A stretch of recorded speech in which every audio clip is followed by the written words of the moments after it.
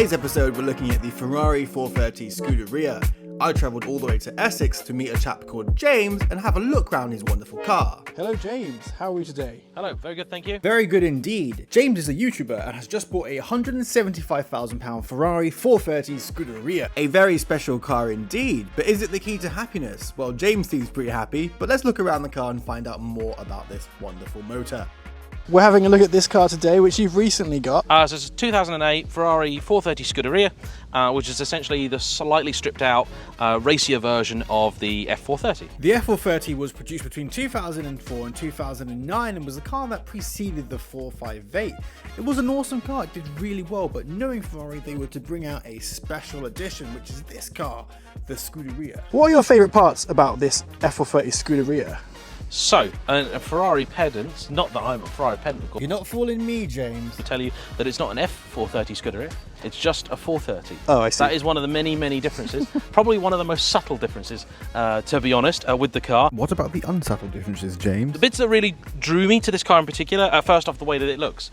I say to a lot of people, with any car like this, anything really sporty, actually how it drives is like almost the least important thing, because that's actually the last thing you ever experience. Yeah. So whenever you're looking at a car like this, it's got to wow you with how it looks. Then it's probably got to sound good, because that's the next thing you'll experience. And then actually the last thing you ever get to do if you're in the position to buy something like this is actually drive it. So yeah, so it looks quite different to the regular F430. So it's got this sort of much more aggressive front end, so it's a lot sharper, a lot more angular. It's got different wheels on it. The rear is completely different as well. This little section here, I think it's quite a real trait of the Scuderia. I like it. I think it makes the front end look a lot nicer, a lot sharper. And this stripe that goes from the back of the car right down to the front. The stripe is £4,500 from new. Wow. And it's painted in, so you can't feel it. And it's I believe it's the NART stripe, which is the North American Race Team. So it's actually a specific stripe that Ferrari used on some of their American race cars. Now, if you thought that stripe was expensive, wait till you see what the carbon in this car costs. It makes it lightweight, but oh my god. Lots and lots of carbon wing mirrors. There's not too much carbon on the outside of this one. You could have some extra carbon bits, but I'm quite grateful that it doesn't have those, because anything carbon is really expensive if you break it. All of the carbon in here that you see is standard. You get this on a 430 Scud. So yeah, you got the carbon air boxes, you get this little carbon expansion tank, you got the carbon inlet manifolds, you got the carbon on the side here as well. I mean, if you wanted to make a regular F430 engine bay look like this, you'd be spending like 10, 20 grand, something daft like that. So keep the carbon inside is fine by me. Round the back, lots and lots of mesh. Lots of holes in this car, basically. So you got lots and lots of mesh around here, big carbon piece here, mesh here, different exhaust to the regular car, all sorts. And now let's take our conversation into the car. On a lovely autumn day actually. In my head, it's going to be summer for as long as it can possibly be. What are the figures in terms of the power and torque and all that stuff? Oh, good question. 510 PS, I believe, so 503 brake horsepower. Torque, I think, is about 343 pound-feet. I think it's like 490 newton meters, something along those lines. Flat plane V8. Which is what gives Ferraris their distinctive sounds. Now, the flat plane's got a different firing order and has a higher capacity for performance, and just sounds a bit different from the usual muscle car V8s.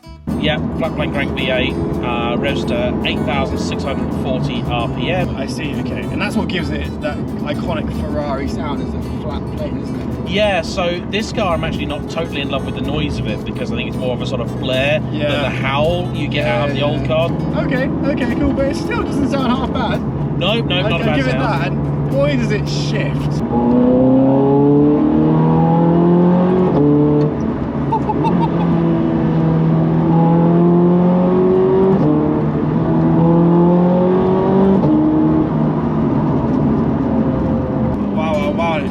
Holds the road quite well. Is it lower compared to a normal F430? Yeah, it is. It's actually quite a bit lower. I think it's about 15 to 20 mil lower. It's one of the reasons I also went for the Scuderia over the regular car. Yeah. The normal F430, it sits weirdly high. It does, actually, like the normal MX-5. Yeah. You look at it and you're like, that's not right. Looks like an off-roader. Yeah. Whereas the 360 sits really nicely. Yeah. The reason they did it is basically to give the car more suspension travel, which gives it more comfort. Yeah. And the regular F430 is really super comfortable. This is not bad. Like, I think it's better than you probably expect it to be. Yeah. But it's still fairly firm. Yeah. Okay, but it's what you want from this kind of car, though. Yeah. You know, this thing in particular, you know, it's the stripped out road racer kind of vibe. As you can probably tell from our 4-point harnesses. You know, I love the look of it, and the stance is really important. You know, just dropping that car down just that little bit does make it look just that much more aggressive. And it's not just the outside. Honestly, the inside of this car is stunning. So we've got Alcantara here, we've got carbon, a blanking plate, because there actually isn't a, there's no stereo, is that right? Correct. Yeah, Alcantara up top, and it's just absolute carbon everywhere. And it just makes you feel like you're part of the structure. Exposed wells on the ground there, pulling into the natural habitat of the Ferrari, which is obviously the fuel filling station. How good is this thing on fuel? Terrible. Terrible. It's really bad. Really bad, okay. Like really bad. I did the maths, and this does 20. 20? That's on best the case. motorway? On the motorway is 20. Jesus. Wow. There you go. So you need to own a Ferrari, you need to have deep pockets to run it. I mean, worth it though, because it's not about miles per gallon, it's about smiles per gallon. Big smiles, James.